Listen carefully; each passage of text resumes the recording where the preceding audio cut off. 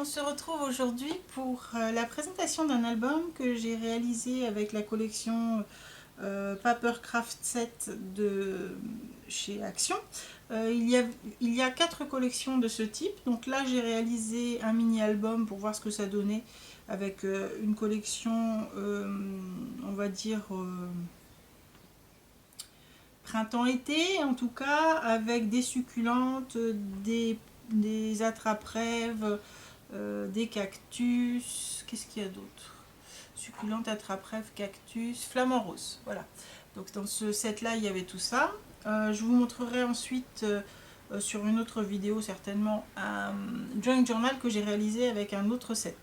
Donc là du coup ça fait un album low cost, hein, puisque ça fait un album pour 2 euros, puisqu'il y a les papiers, les décorations, les plumes, la ficelle, enfin voilà, il y a tout quoi.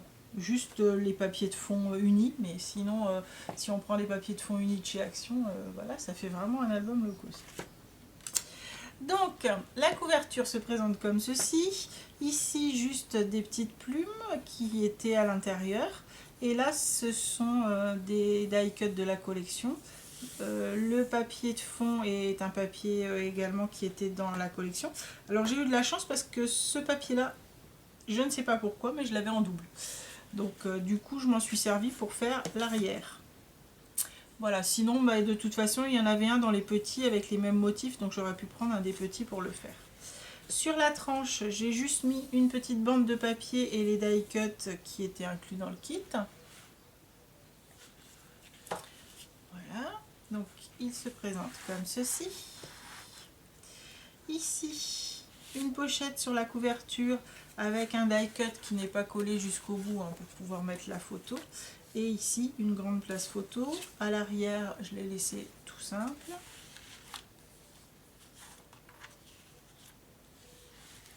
Ici, un papier où on retrouve les succulentes et puis les pivoines. Avec ici une écriture, du coup ça gêne un peu pour mettre la photo, mais ça peut être tout simplement la page de garde. Sinon on peut mettre une petite photo ici et une ici. Toutes les pages, je les ai faites en page pochette, mais je n'ai rien mis à l'intérieur. De toute façon, je pense que je mettrai juste une carte noire avec la photo dessus. Voilà. Donc de ce côté-là, on retrouve une petite carte qui maintient fermé le rabat. Donc là ce sont des ananas, j'avais oublié les ananas. Donc celui-ci c'est pareil, hein, il n'est pas collé jusqu'au bout de façon à pouvoir mettre une photo glissée. Vers le haut ça s'ouvre comme ceci, et ici on peut venir mettre sa photo derrière. Voilà, ici la place d'une photo bien évidemment, à l'arrière là aussi, et on aurait pu en rajouter, on peut rajouter dans la pochette d'autres tags bien évidemment. Ici on est au rayon des flamants roses. Donc là une grande page flamant rose. Alors c'est sûr, ces images elles sont, si on souhaite les garder, soit on va couper les pattes du flamand, soit on va mettre ici des petites 5 par 7,5, là et là c'est possible. Ici une petite 5 par 7,5 vers le bas de façon à garder l'image.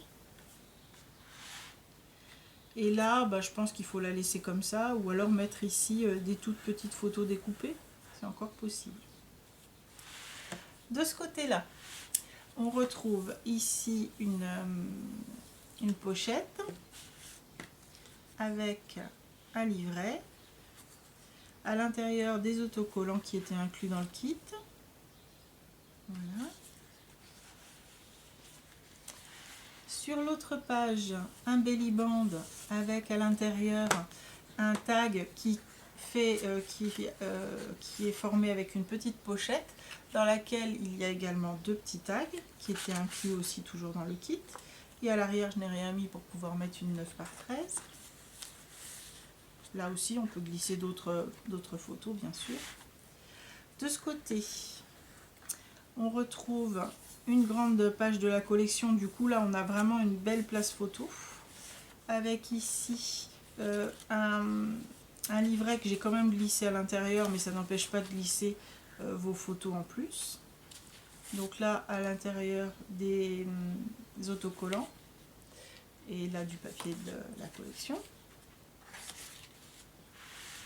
Ici, un papier sur lequel je suis venue rajouter un papillon qui n'est pas collé jusqu'au bout, de façon à pouvoir glisser les photos, ou sinon de pouvoir lui mettre, hop, les petites ailes en mode je m'envole. Là, on retrouve un die cut de la collection que j'ai maté sur du papier noir parce que sur ce fond, ça faisait un peu trop fade sinon. Et donc, il est collé que à la base. Donc, soit on peut venir glisser sa photo derrière, soit on peut venir mettre un tag carrément. Et du coup, ça rajoute 2 places photo plus une place photo ici. De ce côté, donc, une pochette avec à l'intérieur un petit livret qui s'ouvre. Donc, le petit ruban était aussi compris dans le kit. Hein. Avec un petit livret qui s'ouvre comme ceci. Et donc qui est constitué en fait de 4 pages. À l'intérieur, ce sont les autocollants qui étaient inclus dans le kit. Voilà, ici ça s'ouvre comme ceci, avec la place pour mettre les photos ici. Éventuellement, si on le souhaite, là on met pas de papier et on peut mettre carrément une photo là. Et sur la page arrière, une petite pochette avec là un tag pour glisser encore des photos. Voilà, donc c'est en fait un 4 pages, mais on aurait pu en faire beaucoup plus. Hein, enfin, beaucoup plus. Peut-être pas avec un seul kit, mais avec 2 kits, on aurait pu en rajouter. C'est un album qui revient à 3 fois rien, puisqu'en fait, le kit tout complet coûte moins de 2 €.